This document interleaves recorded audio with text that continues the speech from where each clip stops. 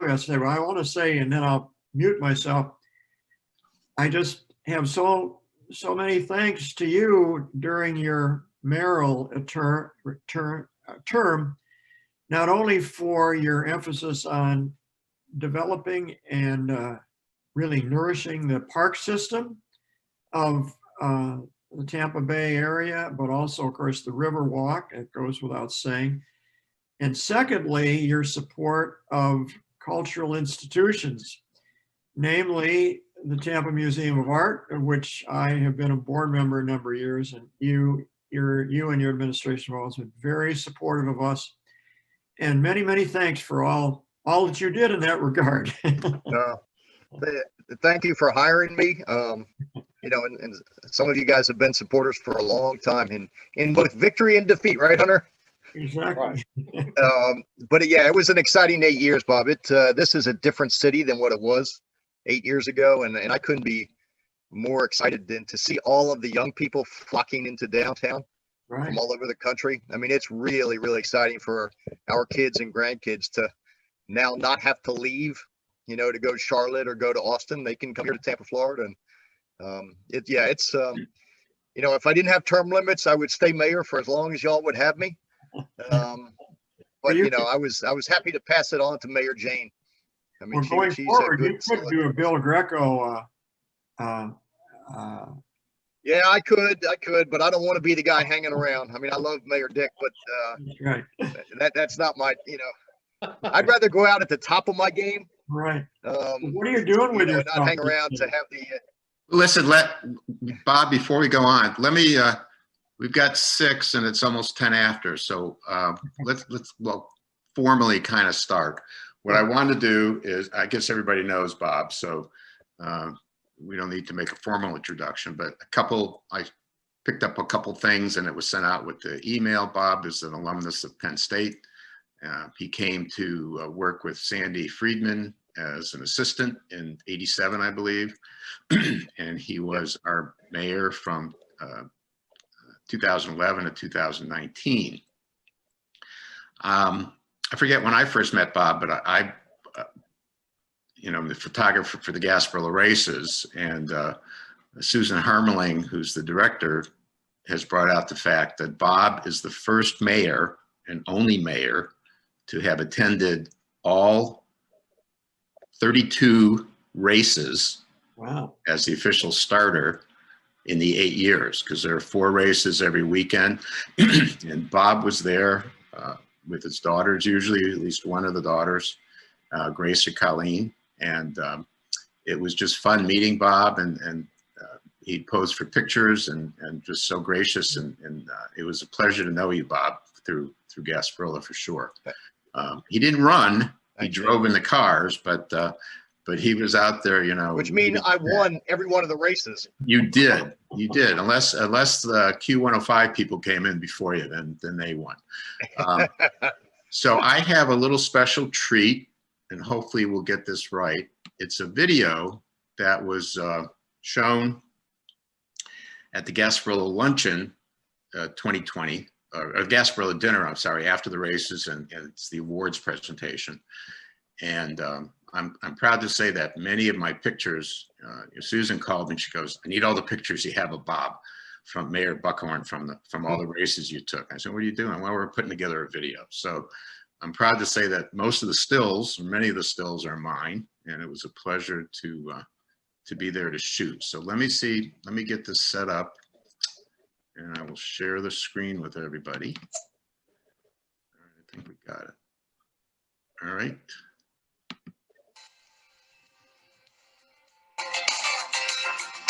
Did everybody see it? No. No? See you. Oh, wait a minute, hang on. Hear it, but can't see it. Nobody, you can't see it? No, don't see it. All right, hang on. Lord have mercy on my next 30 years.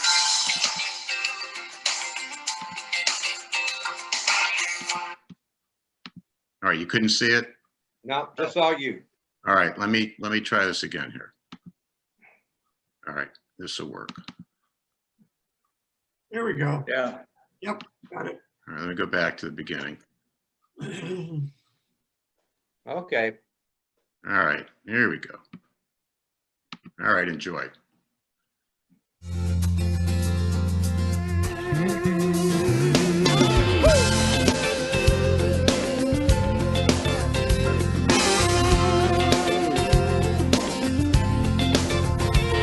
I think I'll take a moment and celebrate my age, the ending of an era and the turning of a page. Now it's time to focus in on where I go from here. Lord, have mercy on my next 30 years.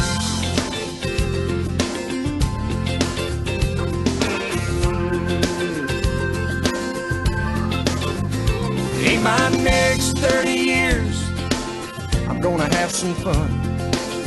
Try to forget about all the crazy things I've done. Maybe now I've conquered all my adolescent fears, and I'll do it better in my next 30 years. My next 30 years, I'm gonna settle all the scores. Cry a little less, laugh a little more. Find a world of happiness without the hate and fear. Figure out just what I'm doing here in my next 30 years. Here we go. Oh, my next 30 years. Thanks, everybody. Have a great race. We'll see you on the racetrack. A few more salads and not stay up so late. Drink a little lemonade and not so many beers. Maybe I'll remember my next 30 years. In my next 30 years. Oh, oh. Yeah, yeah, yeah. All right, I'm running for mayor again. All right. All right, that's it. That's it. I'm done.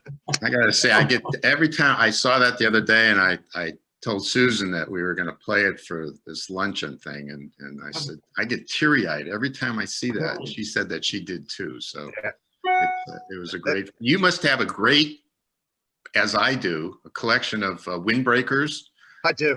and tennis shoes and everything else. That we get hats and jackets. Bob gets Yeah. a special jacket every year for Gasparilla. So Yeah, and my wife keeps encouraging me to have a garage sale. So there you it's, go. Yeah. Our closet's filling up with more and more stuff. Yeah. You're gonna let it open to Bob, and if you have a question, keep it in mind. I'd like you to comment in the transition that has undergone in, not transition, but maybe transition with Waterside and everything else, Watertown and the whole downtown area, and what you had envisioned maybe when maybe you talked to Vinnick or something, and how this all evolved. So Yeah, I'll open it's a it great up to Mayor Buckhorn. Thanks, David, and thank you guys for taking time out to do this. It's interesting times in which we live, and obviously, as a country, we are facing some pretty significant challenges, as evidenced by what we saw yesterday. But I can tell you, in Tampa, as many of you know, I ran for mayor in 2003 and lost. I lost to Mayor Iorio, who's a very, very dear friend of mine, and she did a great job. And I spent those 8 intervening years thinking about where I wanted this community to go, and whether or not there was an opportunity for me to continue to be involved. Made the decision to run for mayor again against the advice of pretty much every pundit in town. As many of you know, I was running against Dick Greco, who's a legend here and a beloved figure, and Rose Ferlita and Ed Taranchek and Tom Scott, and there was nobody who thought that I had a chance of winning, probably including my wife. But we decided that the stakes were too high, and that I just didn't want to lose my kids to Charlotte, North Carolina, or to Atlanta, or to some of the other emerging cities we were losing our best and brightest kids. You'll remember that we were in the midst of the worst recession since the Great Depression. I mean, it was a tough time for this city. And so I ran, and I was, lucky enough to convince enough people to give me a shot. And I came to office with a plan. I mean, I knew exactly what I wanted to do and where I thought the city needed to go. And I thought that began, if we were going to be able to compete for talent and for that intellectual capital that we had been losing, that we had to create an urban environment where people wanted to be. We had a built-in advantage in terms of being a waterfront city and having a river that runs right through the middle of our downtown that we never really had taken advantage of. I mean, most of you who have been here for a long time remember that was a fairly industrial area. There was a lot of, broken down wharfs and rats as big as cats and homeless people sleeping down there. It wasn't a valued asset. And we had turned our backs on the river for a large part, although each mayor going back to Billy Poe had done some segment of the Riverwalk, and then when Pam made the decision to build Curtis Dixon Park and to do, in conjunction with the trustees at the museum, the Tampa Museum of Art, when Bobby Martinez had made the decision to put the Performing Arts Center on the waterfront, when Sandy Friedman made the decision that the Convention Center and Amalie Arena and the Florida Aquarium all deserved that waterfront perspective, those were the beginnings of it, but the dots were never connected. And so I knew that one of my tasks was to energize and activate that waterfront, to create an 18-hour-a-day city in downtown Tampa in particular, that would attract young people from all over the globe to come here and be a part of it. And so the first step was to really create a master plan for the waterfront district and the area around the waterfront, which we did. Secondly, we were lucky enough to have relationships in the Obama administration such that we were able to get what was called a Tiger Grant, which was a grant of about a total of $14 million that enabled me to literally connect the dots on the waterfront and open that riverfront from Eulalie, which all of you will remember was an abandoned, broken down Tampa water facility. And that piece of land right next to it that is now Waterworks Park was just a dirt field. But I knew that if we could activate that corner and create anchors with both the aquarium at one end and Eulalie and Waterworks Park at the other, that you would see private sector capital be deployed to basically fill in the rest of it, which is exactly what happened. Richard Gonsmart took a great leap of faith.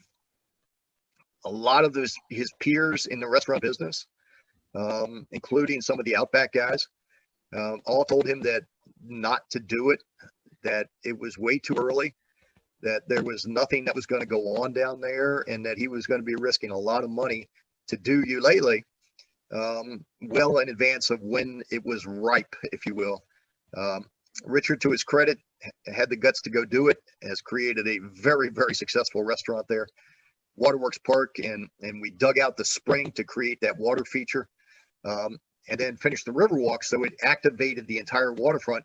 And now what you're seeing at the Tampa Armature project, as well as all the development that is taking place on the west side of the river after we finish Julian B. Lane Park, is now going to create an environment where the waterfront is the center of our urban experience as opposed to the western edge. Now, 2010, Vinnick buys the Lightning. Vinnick is not a real estate developer. We all know he's a hedge fund guy, very successful.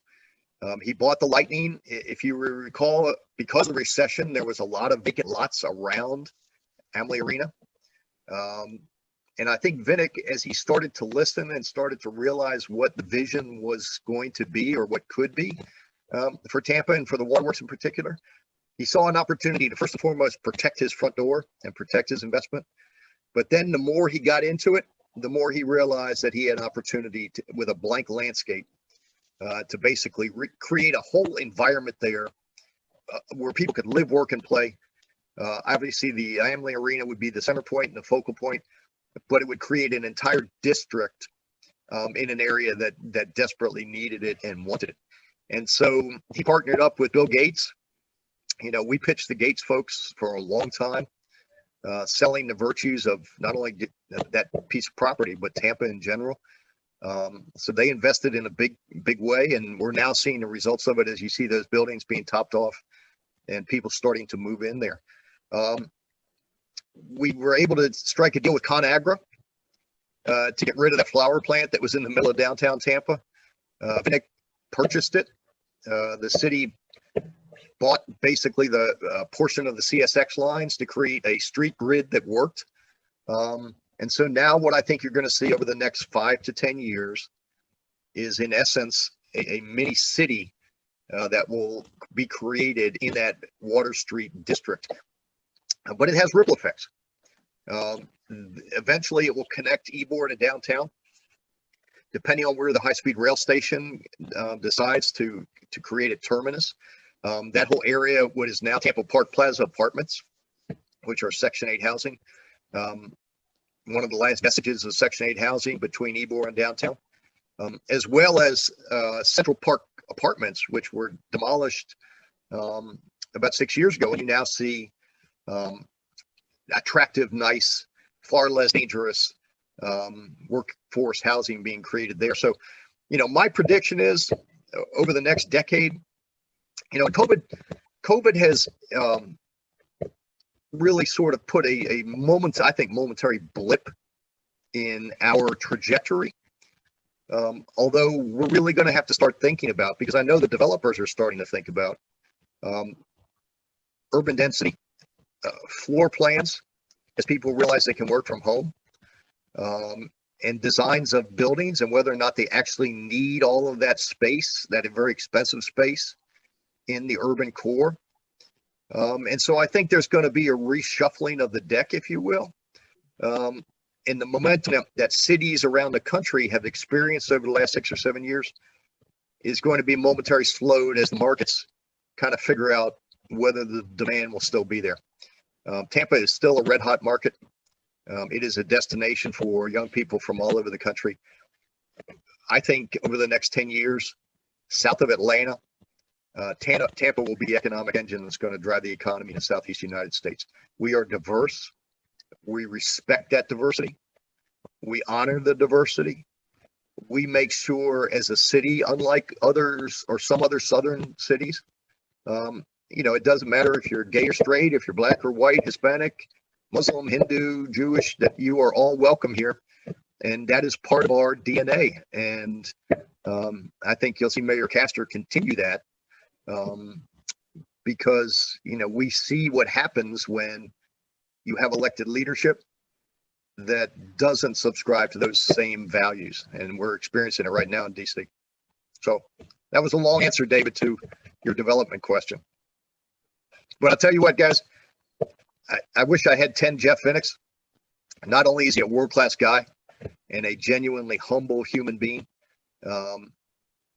he's just generous to a fault, and he is what every sports owner should be, and most are not.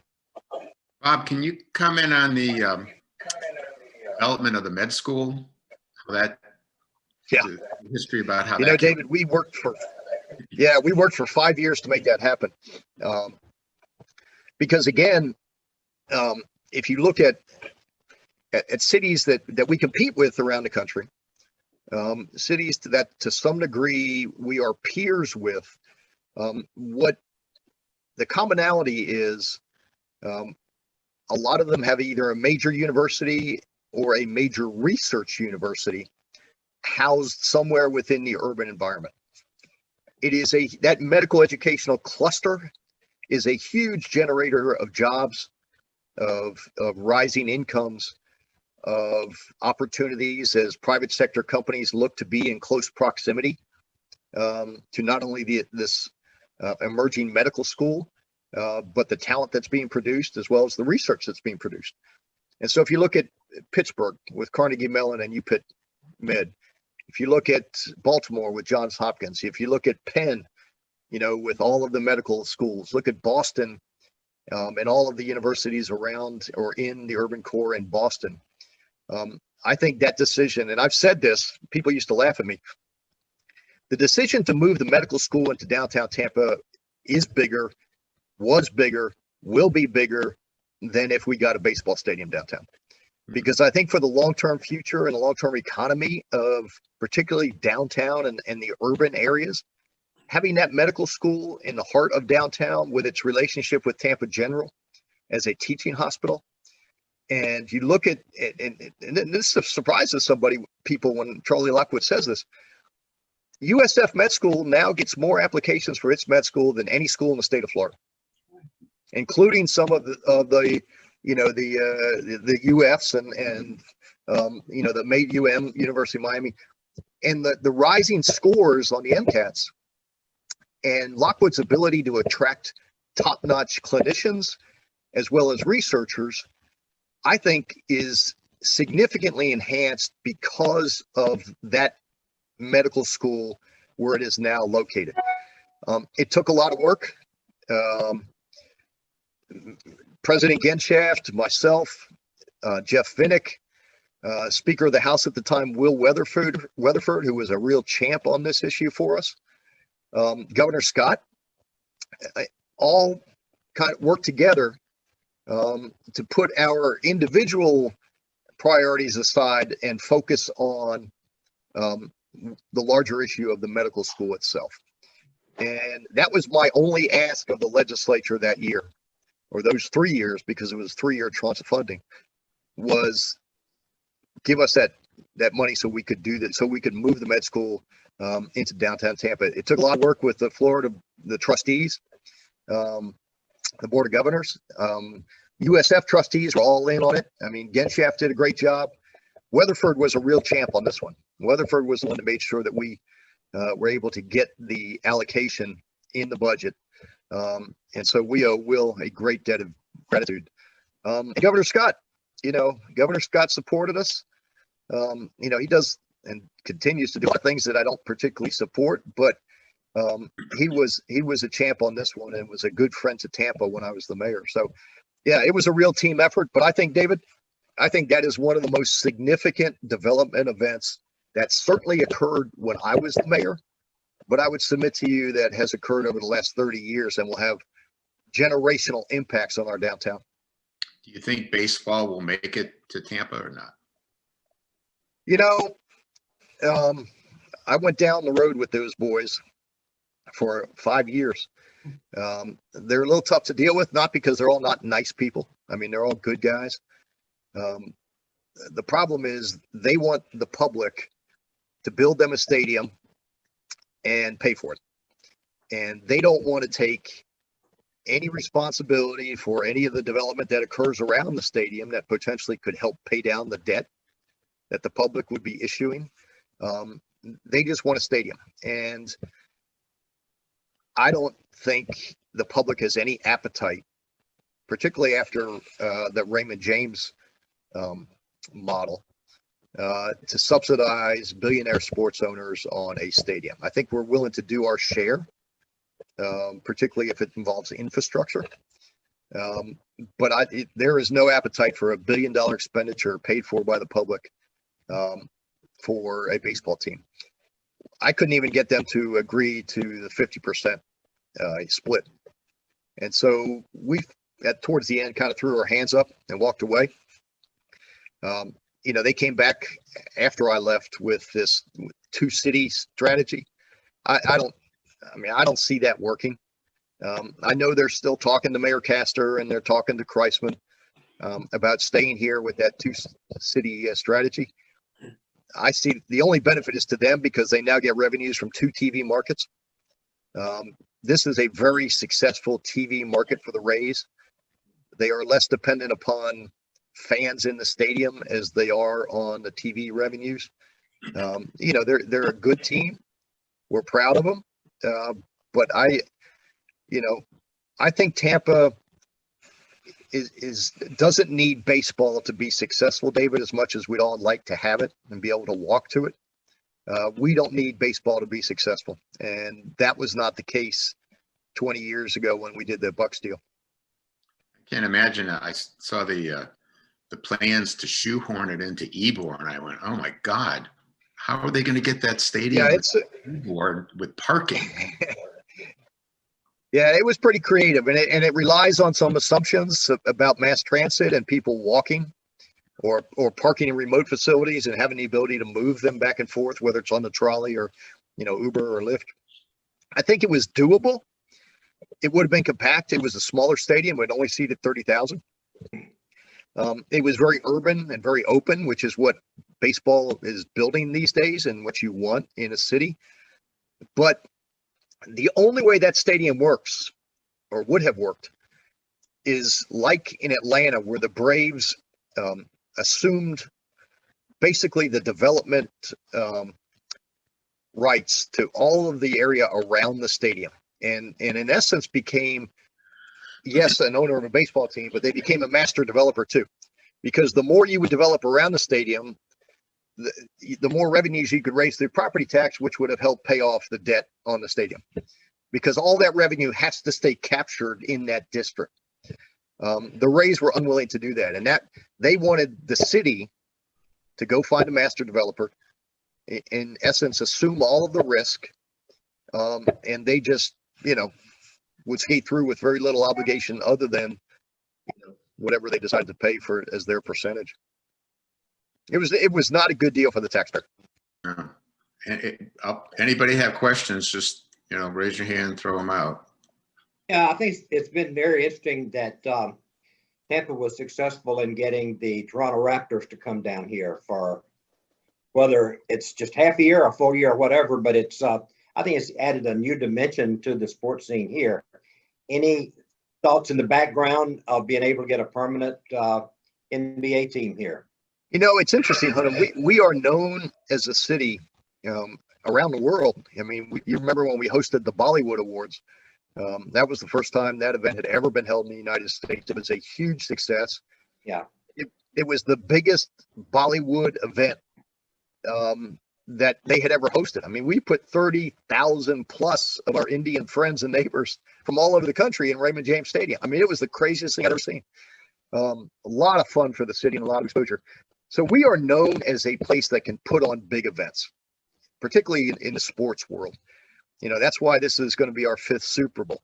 It's why eventually we'll be back in rotation for a National College Football National Championship.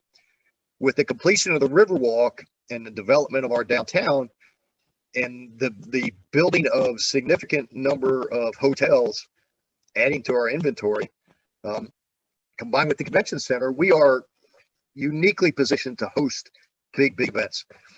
I think Toronto and the Raptors knew that. I think that was a fairly easy decision for them, Hunter. Whether or not we could support a major league or an NBA team remains to be seen. Yeah. We still struggle with the fact that we are a mid-sized market already supporting 3 professional sports teams. You add NBA to it, there's a limited supply of companies and individuals that can afford the boxes and the advertising and all the things that these teams need to be successful. It would be a heavy lift for us, but I don't say it's outside the realm of possibilities. And basketball is the one thing we're missing. I think they would draw better than baseball does. Baseball has got challenges with the pace of the game and the fact that these millennials, I'd see them sitting at Rays games and they don't get off their phones. They're not watching the game. It's a tough game to sit there and watch, especially if you only have the attention span on that. Basketball is a lot more exciting, but I just don't know whether Tampa could shoulder, that many professional sports teams and have their business model be successful. I'm sure Jeff Finnick would be real thrilled with the basketball team at the same time trying to fill the arena, but unless he had part of the goods from it. Yeah, Jeff doesn't have any trouble packing the arena anymore. Those are sellout games every time the Lightning play. But the scheduling, since he owns the arena, or the county owns it, but Jeff has a long-term lease. The scheduling of the games of both basketball and hockey, I would imagine, would be a little challenging because you got move in, move out issues. You got to pull up the ice or put the wood over the ice. I mean, I know there are other cities that are able to do it, but I think they're also much bigger markets. I had a question about the plans for Ybor, to the extent you might know them, but certainly the opening of Hotel Haya is, I mean, it's so different in its character from what most of Ybor is. It's certainly a much higher class, and the type of people who would go there or are drawn there seem to be like there's an intent to try and attract a different crowd of people, which is somewhat encouraging. But is there a plan, or is it just Hotel Haya decided to be the first and see what follows? You know, there has always been a plan, but what I've learned dealing with Ybor is you can get 10 folks who are key property owners in Ybor together in a room, and you can't get, you'll have 15 opinions. And it's been that way for years. And many of them are very dear friends of mine, and some of them are folks that we all know. It's a little challenging, and at some point Ybor is going to have to put aside, or the folks that own the property in Ybor, you know, Joe Capitano and Bookie Buckman and Daryl Shaw. I mean, we all can go down the list. They got to figure out what their collective best interest is as opposed to what their individual interests are. And Ybor has always struggled because individual interests have trumped what is in the greater good. Hence, the property owners are leasing to bad operators and bad bars that are attracting a bad crowd, which will prohibit the development of things like that hotel, which is a wonderful addition to the Ybor inventory. There still are issues in Ybor City, particularly late at night, with an element that, you know, tends to frequent some of the clubs there. It's gotten better over the last 10 years. It's not where we need to be. I think Daryl Shaw, who acquired half of Tampa Park Plaza Apartments, which are the public housing units right at the end of 7th Avenue between downtown and Ybor, and who is going to put market rate housing in there. I think getting rid of that complex will be the best thing that will happen for Ybor. But we still have some work to do there. And part of it is just, you know, making it a place that's safer, although it's much safer than it used to be, with a different mix. I mean, Ybor ought to be, you know, restaurant driven, less bars, you know, more retail, more residential housing, which will put bodies on the street, which will deter the criminal element, and just get rid of some of those bad bars that are attracting. You know, we had a shooting out there last week where 2 people were killed, 4 people shot total. You know, by some knucklehead. I don't even know if there was a reason or if it was a drive-by shooting. But yeah, 2:30 in the morning, bars are emptying out. These folks are fighting. Some of them are carrying guns, and that's what happens. I mean, it's so, you know, it's a 2-part strategy. I mean, creating a real vision, getting the landowners to buy into that vision, cleaning up the criminal element, getting rid of the bad bars, and then really start to encourage, you know, good tenants to come down there. Because, I mean, Ybor, to me, represents who Tampa is. I mean, it's authentic. It's got a long history. The immigrant families that came to this community to roll cigars and mutual aid societies, that is what the heart and soul of this community was for a long time. It deserves to be treated with respect and with dignity, and it deserves to have a brighter future. But you can't do that if you have greedy property owners, or at least the bad owners. Yeah, but Hotel, yeah, that's a wonderful addition. You know, that's Joe Capitano, that's, you know, Carlos Alfonso, and the hotelier is out of Chicago, who does boutique hotels all over the country. And they did a tremendous job. And that's the type of investment that we need in Ybor to be successful. But yeah, that's a tough crowd to deal with. Yeah, I can't wait to see what they do with Las Novedades, because I guess Haya owns that also, and it's just sort of. Yeah, that's Joe Capitano owns that whole block. as well as the Ritz Hotel or the Ritz Theater. So Bob, I don't know how long you've been married to Kathy, but what's it like, your life with a physician, and what's her life with a mayor and ex-mayor? Yeah, it's I think I got the better end of that deal. What's great, David, is most of you know my wife. My wife didn't need to be the first lady to be successful. She's very accomplished in her own right. She is, she's just wonderful. And it's interesting when you're married to a mayor in particular, because I was never not the mayor.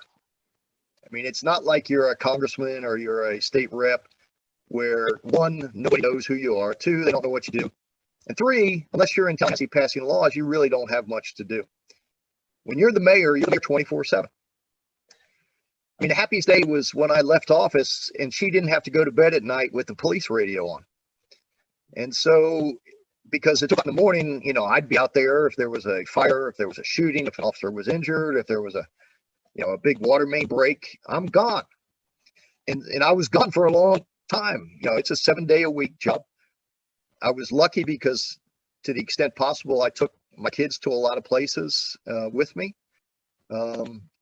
And the events that Kathy wanted to attend or, needed to attend, she was always available to attend. And so it's an interesting life. The security issues are real. There's a lot of nutty people out there, and you have to be careful. But I think my kids got exposed to things that most normal kids would never get exposed to, both good and bad, which I think will help them. So it was a great 8 years. I mean, she enjoyed it, I think. I certainly enjoyed having her there as part of it. I don't do as much of the doctor stuff as perhaps I used to, because I just didn't have time. But yeah, it's been fun. It's but when you're the mayor, David, you're never off ever. But when you were I on, couldn't go on vacation. so did you never take a vacation, season. or you didn't have anybody like a vice mayor if you said I'm going away for a day or got a special anniversary? Really? No. During the summer, I would not go outside of 1 day's travel because of hurricanes. And in Tampa's mayor form of government, it's referred to as a very strong mayor form of government. There's no city manager. The mayor doesn't sit on city council, thank God. You are the CEO of 4,500 employees and $1 billion operation. And so it's different. So no, I would travel if I was traveling on city business, whether it was abroad or for economic development purposes, but I was never not the mayor and not in charge. So you were out of the country. You were out of the country at different times. I was, but I was never not in contact. I was never unable or not able to make a decision if I had to. I would tell you, being a strong mayor, and when I say strong in terms of the form of government as laid out by the charter, is the best job in American politics, bar none. Largely because I didn't have to care, nor did I, who was a Democrat or who's a Republican. I mean, that wasn't my task. That wasn't my charge. We run nonpartisan races here for mayor. I mean, everyone knew I was a Democrat, but I don't think it ever mattered to them or to me. My job was to build a city. My job wasn't to fight about, the stuff we're seeing in Washington, D.C. now. There was no political party that was telling me what to do. And when I left office, my approval rating was like 70%, 73%, and it was equal with Democrats and Republicans. So I think if that is a measure of how you governed, I'm pretty happy with that. And, the folks that, I was happy that folks didn't think of me as a partisan, as a Democratic mayor, because I was not a Democratic mayor. I was the mayor. If you had to do one thing over that you were sorry or didn't work out, anything come to mind? When I left office, 6 months before I left office, my biggest regret was that I was unable to do anything significant on transportation. That is Hillsborough County's Achilles heel and will continue to be. Now, 6 months before we left office, the voters, chose to pass the transportation initiative that, once we can get it out of this ridiculous court case, will give us a down payment on fixing that problem for decades to come. I was really optimistic when the voters approved that, because I thought finally we have a dedicated revenue source that we had never been able to cobble together. That is 30 years in perpetuity. That is solely dedicated to transportation and transportation improvements that will now finally allow us to get ahead of this growth curve, or at least catch up. And it would be multimodal. It would be bus. It would be, light rail or some mass transit in the cities. It would be, widening intersections and widening roads in the county where they don't necessarily want mass rail, and mass transit may not even work. But finally, we were going to get there. I wasn't going to get to be a part of it because I would be leaving office, but the future was pretty secure. But then you had some on the county commission that have chosen a different path and tangled this up in litigation, so that in the 2 years since we passed that, we haven't spent a nickel of that money. That money is collecting in an escrow account pending the decision of the Florida Supreme Court to basically override the will of the voters and decide that the voters were too stupid to figure this out for themselves, and that they really didn't mean to make this investment in transportation, which to me is absolute hypocrisy. Particularly coming from, and they happen to be all Republicans, from the Republicans who think, or at least I thought, used to say that government closest to the people was best equipped to govern. I mean, to me, that's an underlying tenet of conservatism. That's fine in their eyes, unless the voters do something they don't agree with. And so we're waiting for a Florida Supreme Court decision as to whether or not we can spend that money. I don't know how they think we could return it. I mean, you can't return it. It's a sales tax. We don't know how could you even possibly think how you would return that money back to the people. We need that money, and it was voted on. It was voted on overwhelmingly. You as voters chose to impose this on yourselves. It was the right decision, and for some of these electeds to get to somehow pass judgment, I just don't get it. It's frustrating. This was the one shot we had to fix that transportation problem. They did extend the streetcar, a mile north? That's enough. Well, that's what the plans are. Transportation for a while. Yeah. And the plans to extend it all the way up to Armature is contingent upon us having a match, a 1/3 match, to match with the federal money that we would be getting. But that match is tied up in that Florida Supreme Court case. I mean, it's just preposterous. Any projection on when they're likely to render a decision? It's been sitting in the court. All the pleadings have been rendered. Testimony's all been taken. We keep expecting any month for the Supreme Court to rule on it, but it's been sitting there for a year. I don't know what they're doing. I mean, I don't know what that I'm telling you guys, that will be a huge setback if that money is not available, because we collectively as local government have no way to pay for major transportation improvement investment without a dedicated revenue source that you can bond. And the bond markets require a dedicated revenue source that's in place for 30 years in order to go to the bond market to issue debt to build big projects. You can't just piecemeal it. You can't do pay as you go. I mean, I'll give you an example. 5 years ago,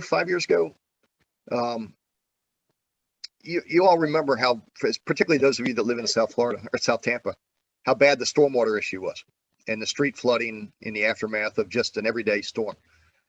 You know, we're an older city. We have 100-year-old pipes to this day that break on a regular basis. My administration asked City Council to pass a stormwater services tax that put a small fee tax on property. And obviously, the larger the property, the higher the fee. That gave us a consistent revenue stream that allowed us to issue probably $250 million worth of bonds to enable us to go in and, in essence, rebuild the stormwater system, to clean out all the pipes and the drainage ditches and the swales. I mean, they came to me one time and showed me a 60-inch pipe, 5 feet tall, that runs underneath Bayshore Boulevard, that had this much clearance, because the rest of it was covered with barnacles, with trash, with some of Dick Greco's old enemies. I mean, it was, you know, completely clogged. And so you wonder why Fatberg. the stormwater had nowhere to go in the aftermath of a storm. And so we went in and basically cleaned out all of that stuff and did another $100+ million worth of work on, you know, digging new retention ponds, adding new capacity to the sewer system. So now I hope all of you would agree that the flooding issue in South Tampa is significantly better than what it was 4 or 5 years ago. But it takes that kind of revenue to be able to make those types of improvements. And you can't do that by just piecemealing, you know, $10 million here, $20 million there. It's got to be consistent. It's got to be long-term revenue. It's got to be bondable. And there's got to be a plan. We're getting near the end. We got about 5 minutes left. I want to ask you, I did my interview with you a few years ago at the little restaurant on Davis Island with Kathy, and asked you if you're going to run for governor. And you didn't say yes, you didn't say no, but you kind of hinted. So I just want to ask you, got any, now that in a couple of years, the girls will be out of the house, empty nest syndrome, you really won't have anything to do. Any thoughts of aspirations to move up or to run for mayor again, maybe? You know, I mean, this is no secret. I came very, very close in 2018 to running for governor. Right. It was the open seat. You know, Rick Scott had termed out. I mean, I came really, really close to doing it. I thought the Tampa story and sort of my centrist policies, centrist persona, was a good fit for Florida, because I think Florida is not far left or far right. It's somewhere in the middle, little center right, little center left. And gave it a lot of thought. What it got down to is my oldest daughter at the time was just starting to look at colleges, and I didn't want to miss that year. And I knew that if I was in the middle of a gubernatorial campaign that I would have, and I can't get that back ever. And so I decided just not to do it. And, you know, I don't regret that decision. Some days I wake up and say, I think I could have made a better governor than what we've got. But, you know, I didn't. And so the voters had other choices. Here's the problem. If you look at that race, Ron DeSantis against Andrew Gillum, that wasn't much of a choice. That was two candidates that were picked by sort of the extremes of both parties. You know, the far liberal extreme with Andrew Gillum and the far right extreme with DeSantis, who took out Adam Putnam, who was the heir to the throne, and literally took him out with one Trump tweet and a Trump endorsement at a rally. And the Republican primary voters tended to follow that. Same is true on the Democratic side. Andrew Gillum was sort of towing that Bernie Sanders line. Took out Gwen Graham, who was very much of a moderate. I fully expected after I stepped out that the race would be between Putnam and Graham, which would have been a competitive race. It would have been a good race. We would have had a very centrist governor on either side, whoever the outcome was. My problem is getting through a Democratic primary, not a general election, because I'm not in the Bernie Sanders wing of the Democratic Party. It's just not me. And so, it's hard for centrists like me to get through a primary these days, even though we are far more competitive in a general election against somebody like a DeSantis. But, I did. And so that's where we are. I don't know, David, once you're out of office, your shelf life is limited. It's not like I'm in the paper every day anymore, on the news every night. I'm just not. I don't ever say never, but I'm not planning on doing it. Although I do think we could use a better governor. And I think he's vulnerable. I have no desire to go to Washington.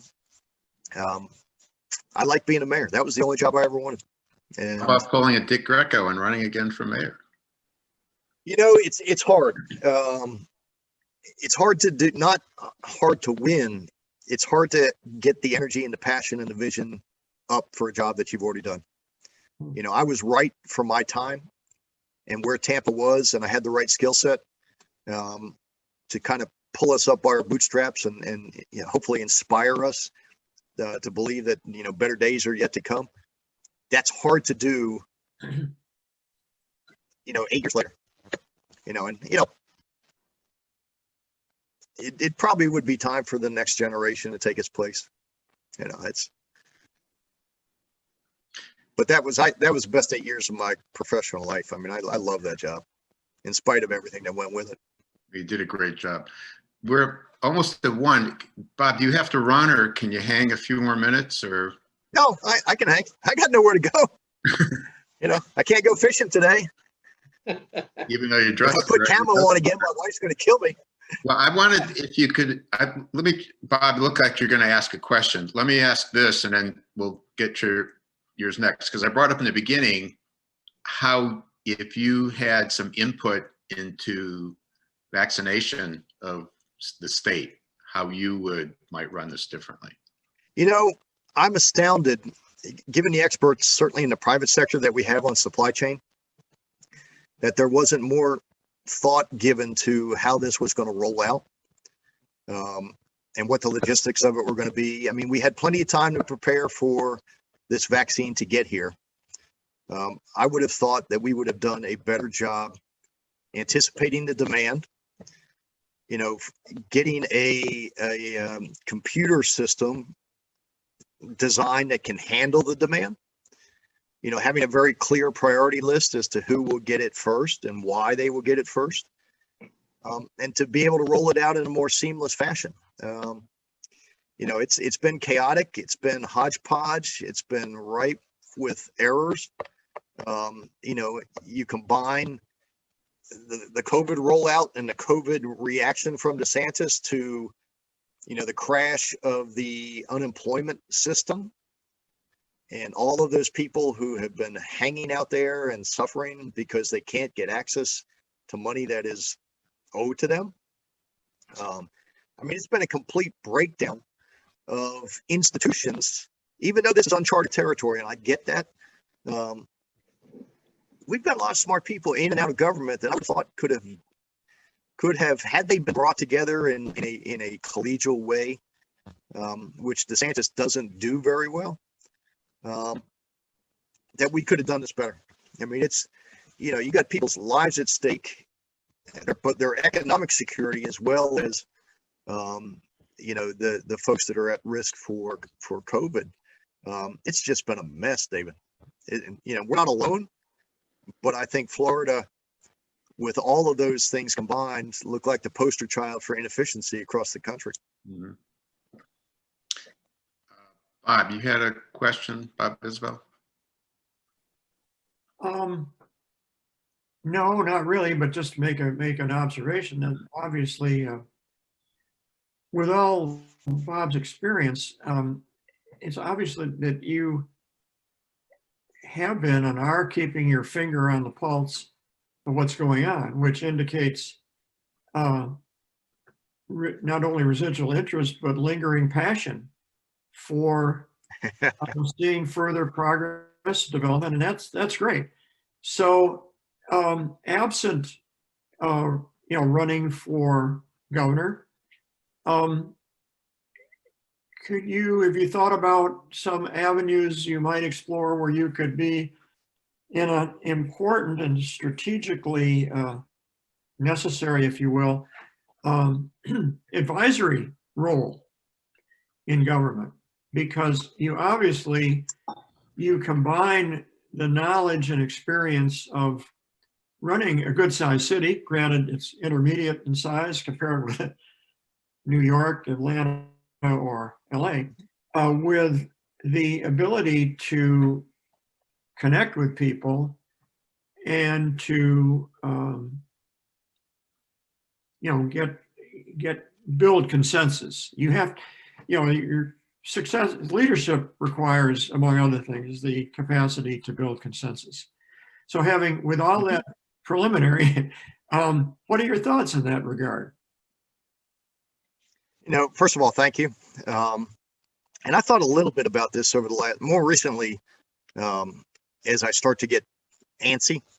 I intentionally took off basically the last year. I'd never had any hobbies because I worked 7 days a week. And so, I got hobbies, and I've been fishing a lot and hunting a lot and doing whatever Kathy tells me a lot. But I also think that I still have 10 years worth of work ahead of me. I like work, and I like having something to get up and be passionate about. I don't know that I will ever find something that gave me as much satisfaction as being the mayor.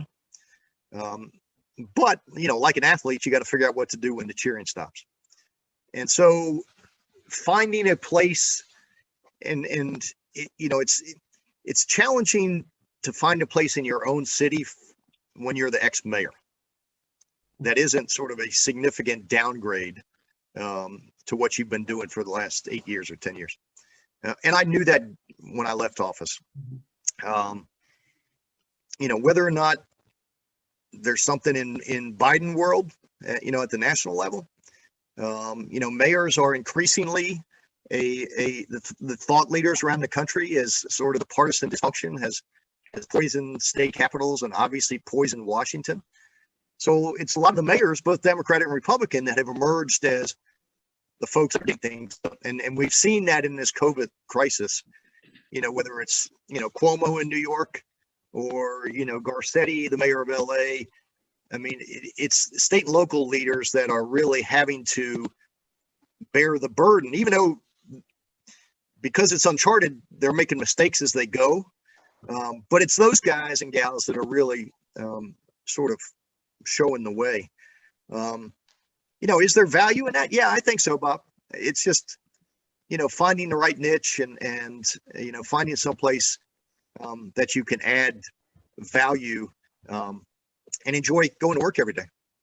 It's well, as a what I consider myself a right center Republican, but far more centrist than a lot of Republicans. It seemed in looking at the landscape of the Democratic Party currently, with an elderly president coming in, having strong and effective voices from my perspective in the electorate, to advise him, to steer him in the right direction, and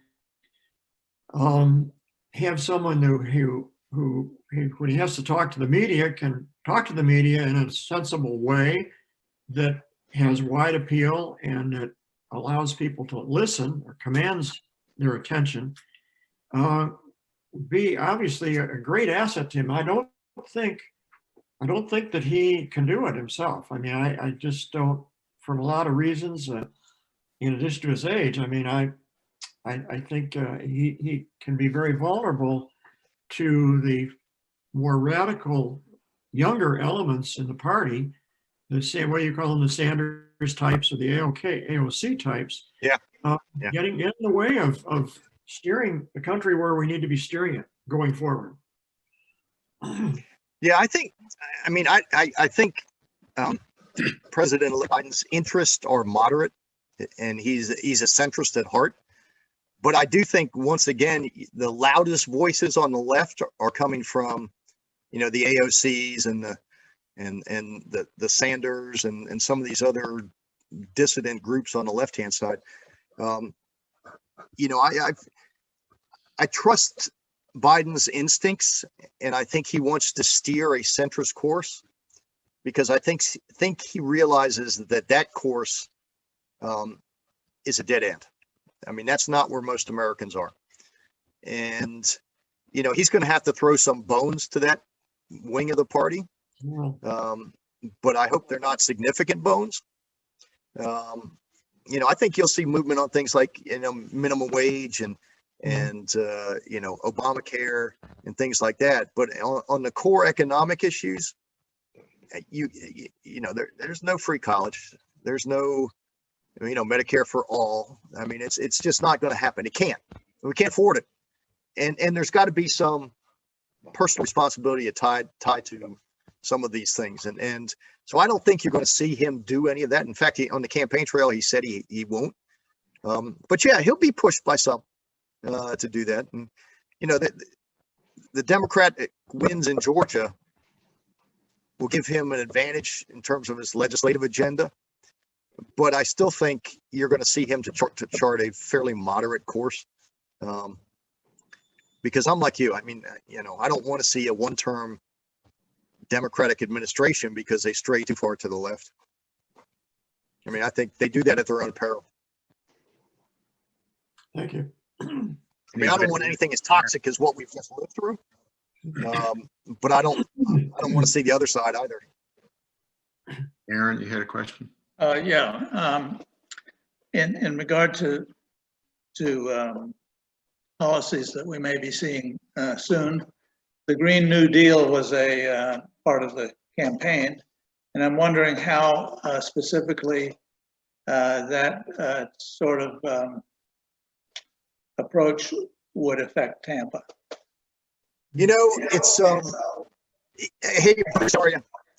The Green New Deal, I think for some on the left, although I'm not sure they fully understand exactly what they're advocating for, it's sort of a rallying cry. I think what you'll see out of Biden is more of an economic approach to investment in alternative sources of energy and to wean us off of fossil fuel to some degree. I mean, just think about the economic opportunities here in Florida for solar energy development and the number of jobs that could be created out of the solar energy industry. I mean, we're a state that has, 320 days of sunlight. The problem is we've had a stranglehold on energy regulation and energy development by the utility companies, who are largely fossil fuel, although they're moving away from fossil fuel now. So we got to kind of bust up that cabal. But I think what you'll see from Biden is, whether it's wind or whether it's solar, an increased focus on that, but it will be driven by the economic benefits of getting people back to work, who may not need a college degree, who could go to a community college and get a certificate of competence on, solar energy design and building. So I think you're going to see more of that and less of, the wholesale banishing of or banning of fracking. He may ban it on public land, but he has said he's not going to ban it on private lands. So again, I think you're going to see a moderate approach. You're not going to see the AOC approach.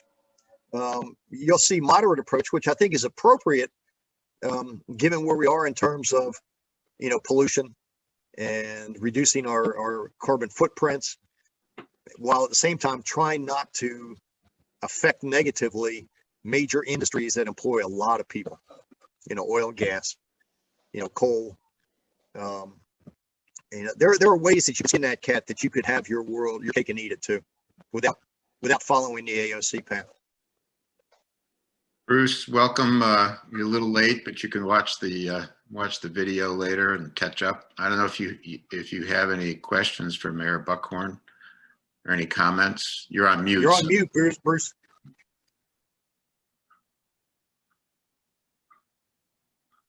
Where did we go after yesterday? I mean, what happened with the security around the Capitol? Do we have any idea? Was that overwhelming force from the other side, or was it poor orchestration of resources, or was it something more devious?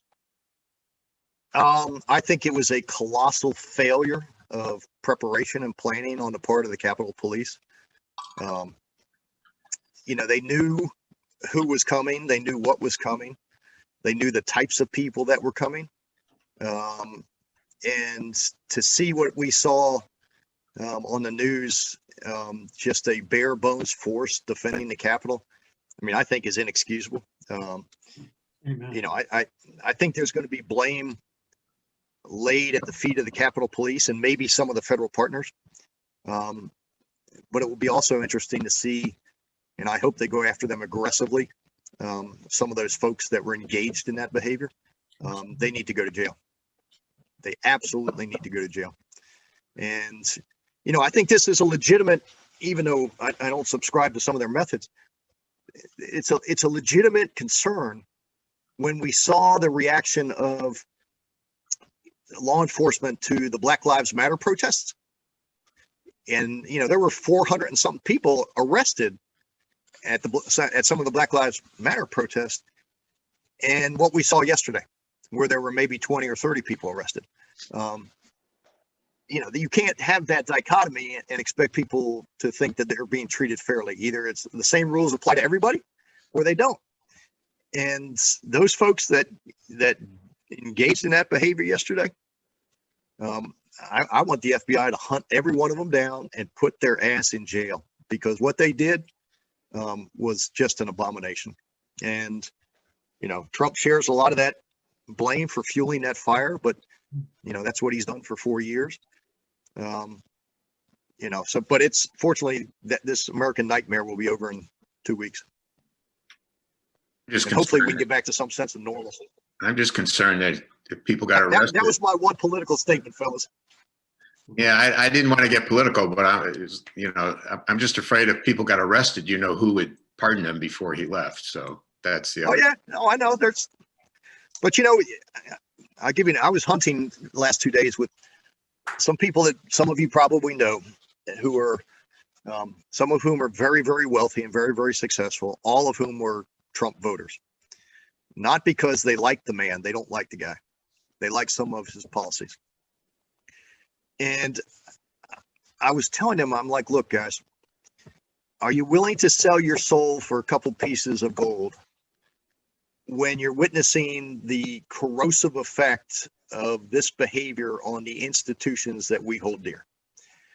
There is nobody that is bigger than our Constitution, than our military, our judiciary, our law enforcement agencies. This is not about you. If I did some of the things that I've seen Donald Trump do over the last week, whether it was calling that Secretary of State in Georgia, I would be indicted. I promise you, I would be indicted. You can't do that. Our country is bigger than any one individual, and we are Americans first and Democrats and Republicans a distant third, fourth, fifth, or sixth. That's what is so scary about all of this. And, you can't rationalize away that behavior, regardless of whether, you made a lot of money because his tax policy benefited you. I'm sorry. It, Well, it just makes my head explode. what did they say, Bob? Because I'm, without taking a vote on who you're for, but Yeah. but I've heard that before. I don't like the man. I wouldn't want my daughter, dating him if he was her age. But the economy has done well, and we stood up to China, and he got the Middle East Accord. Granted, and I'm not talking about policies, but there are people who would still vote for him, then would vote for Biden. And the things I heard about Biden were, oh, well, he's demented. I don't know. I've heard him speak. He has a stuttering problem. To me, he's not demented. He speaks very clearly and makes sense. And he has gaffes. Well, yeah, okay. And I offered to send somebody who said that about 8 videos of Trump making up words. So what did your friends say when they were given that choice? I think because we've become a divided country where we get our information from the silos that we choose, I think there's a lot of distrust. I heard some of that in response in regards to Biden. I think they are fearful, and these were all Republicans, obviously. They were fearful of what they fear because they've been fed this diet of stuff about the Democrats. I don't think they necessarily dislike Biden, but they're fearful, like you said, Bob, of some of the other wings of the party that may try and do things that they don't agree with. Now, these were all gun guys. And so, they're very fearful that the Democrats are going to come for their guns. They really don't like Trump. And we left before all this chaos started in DC. So I'd be interested to hear their perspective now after watching all of this. But they are just, they, like you said, they like some of the stuff that Trump has done. And they don't like being portrayed as white racists, when they're not. And they don't like everyone lumping them into that same, the neo-Nazi, Charlottesville, white racist, white supremacist crowd just because they happen to support Trump. They take great umbrage at that. These are all college-educated guys. These are, some of these folks are folks that you all know by name or know well. And I just, for me, sometimes I just shake my head. I'm like, I don't care if our president is Republican or Democrat. I really don't. I mean, obviously I prefer a Democratic president because I think they were better for cities. I had the utmost respect for H.W. Bush and W. And if Jeb had been elected president, I would have been fine. And I think this guy, irrespective of his policies, is a dangerous human being for the institutions that we treasure and that separate us from the rest of the world. I mean, it's him. It's not the fact that he's not a Republican. He is whatever's convenient for him. Well, Aaron? Yeah, this past summer, when there was so much unrest and demonstrations in cities across the country, Tampa seemed to do better than most other cities. And I was wondering if you had, if that's true, number one, and number two, whether you had ideas about why that was the case, whether it was the leadership in the community or leadership in local government, or whether it was the nature of our community. Aaron, I think it was a combination of all of the above. I mean, we had our issues. The burning down of that store on Fowler Avenue the first night, the Champs sporting goods store, was not our best moment. But I can tell you, that had nothing to do with social justice issues. That was a group of criminals who were just looking to loot and to rob and to cause mayhem. They didn't even know who George Floyd was. They saw an opportunity to go in and destroy and to steal, and they are just common criminals. It should be dealt with accordingly. The challenge for Mayor Castor was unique in that, the cops think she threw them under the bus. and the protesters think she's still a cop. And so there was really no winning for Jane. I mean, you know, she did the best she could given how uncharted the waters were. But she was really between a rock and a hard place. I think we do better than most cities because we've worked really hard at it. And most of you probably may not remember this. I do because I was out there. In 1988, you remember we had a number of incidents where white police officers were involved in altercations with young black males that ended up dying. It was all close to the time that we arrested Dwight Gooden, and you know there was a lot of racial strife. And we had a similar series of disturbances up around 22nd Street, Martin Luther King, where there were a number of stores that were burned down in the African American community, a number of rocks and bottles and dumpster fires, and you know the police moving through College Hill in the riot gear. Sandy Friedman was the mayor, and those of you that know Sandy, and I know some of you do, I really attribute our journey on the issue of race relations and social justice and to her, and give her a lot of credit for really starting to build the bridges that allow us to survive some of these other national movements with little or any problems. You know, we had a police force at the time that was predominantly white. A lot of them were not the most understanding, if you will. And she set about to reform the police department and reform the practices and the procedures and the policies, and really took a lot of grief for it from the cops, even to this day. But I think it really set Tampa apart. And so for 30 years, we've worked on those relationships with our communities of color, you know, tried to build a police force that reflected the diversity of our city in all of its languages and shades and ethnicities and orientations. We're not perfect by any stretch of the imagination. We have a lot of work to do, but I think we're better than most. But I can tell you, those issues are never far from the surface, and issues of income inequality, issues of you know, unfair treatment in the judicial system, of incarceration, police community relations. It is always very close to the surface, and a lot depends on how the community feels about its police department. My sense is our community, black and white, Hispanic, young and old, for the most part, like our police officers, respect our police officers, but we're not perfect.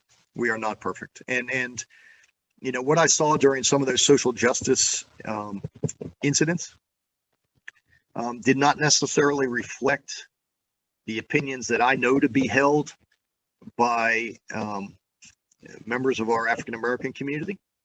But that's not to say that there aren't examples of unjust treatment by police of black or brown citizens. I mean, those are real things. Driving while black is a real thing. And, you know, you just got to put yourself in other people's shoes and walk a mile and you know, kind of try to understand their perspective. Bob, I'm gonna have to leave, but good to see you again, and appreciate everything that you did for Tampa. Hope you'll still be in the forefront. Thanks, Hunter. It's good to see you. But it's great to see you and hear you.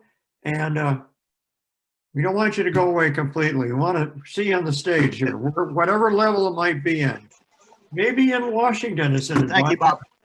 Okay. Wait, before you sign off, I want to show everybody my book that I did. A couple of you have ordered it. I appreciate it. And Bob Buckhorn wrote one of my part of my forward to it. So I want to thank you. If anybody wants to order a bunch of photos from my calendars in the past, beautiful 8x10, just let me know and we'll get you. I'll call Elka.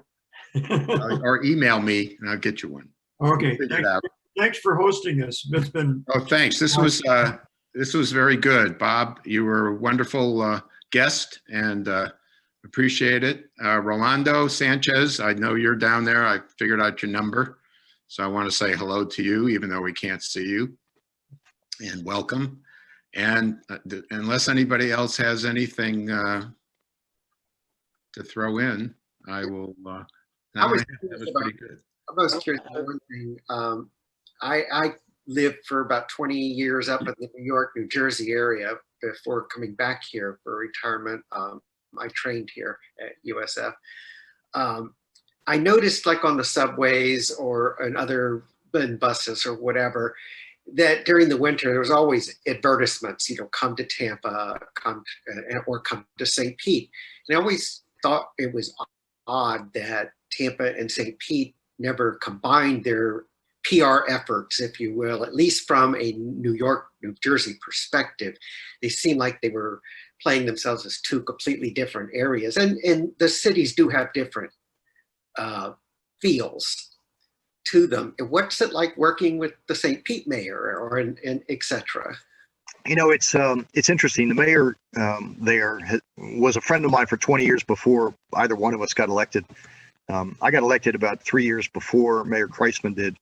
But I think for the first time in many, many years, the communities were not fighting or competing against each other.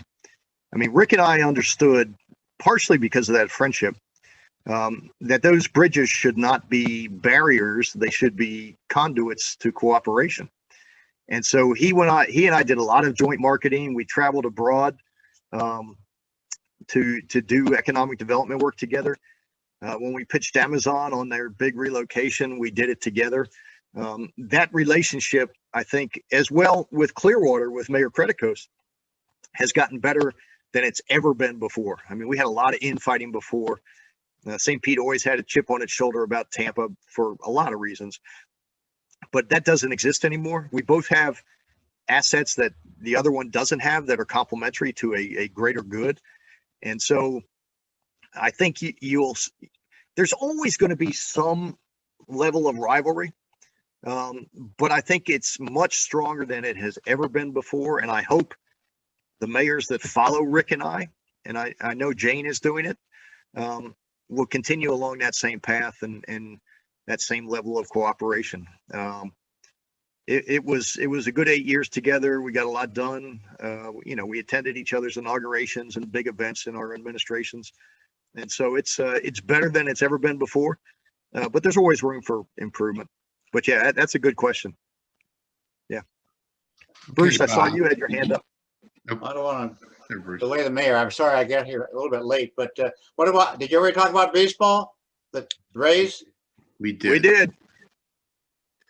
You'll have to catch the video. You have to catch the video. Okay, I will. Bob thinks it's more important to have the med school than the baseball team. Kind of sums it up. The med school's are really icing on the cake for sure. It's and the status with the med school coming up, it's really put Tampa on the medical map in a way that I think it's a quantum leap forward that really should be highlighted. And my priority was baseball at this moment, but my question is, I'm still on the clinical faculty, and I still good. Teach. I'm still involved. You should. We need you. Yeah, I'm the guy that says, after all the academics and all the lectures, I say, well, here's what a community physician might do in that situation. Might be a little different, actually. Yeah. Okay, It's Bob, a good perspective for It rounds everything out. Why not? I just want to know if you're being offered a Super Bowl ticket. me. No. Oh, him. It really shows how important, how important you've been in the past, I guess. No, even I don't think I was the mayor when we hosted the last one, but the college football national championship, I think the tickets were going for, I don't know, $1,500, and I never took free stuff. I mean, I just wouldn't do it. I'd either pay for it or list it as a gift on the forms and go through all that. And I hated doing that, so I would just never do it. So I didn't even go to the college football national championship. I was there in the beginning on the sidelines, just to make sure everything was running smoothly. And then I went home and watched it on TV. Actually, they're giving I tickets. don't want to read. They're giving tickets to, I think, frontline workers, medical staff, and Yeah. other workers. Yeah. Yeah. Firefighters and cops, that's fine. But no, I'm not going to do anything that I'm going to read about. 2 days after John Romano suggested it. Yeah. No, that's Anyways, well, next time we meet will probably be after the Super Bowl. So that'll be interesting to see if we get there. Bucks play Saturday night, if anybody needs the schedule. And maybe we'll decide to make you an honorary retired physician, Bob, and then you can anytime you want. If you saw my grades, I wouldn't qualify. Oh, you don't have to be the smartest apple to be a good doctor. Okay. Yeah. Just a lot of good My comments. wife had much better SAT scores. There you go. Anybody else? Any closing comments? Nice to see you, Just Ron. pray for our country, fellas. Thanks for coming, Bob, and maybe we'll give you a break and then have you back in a few months and see what's going on.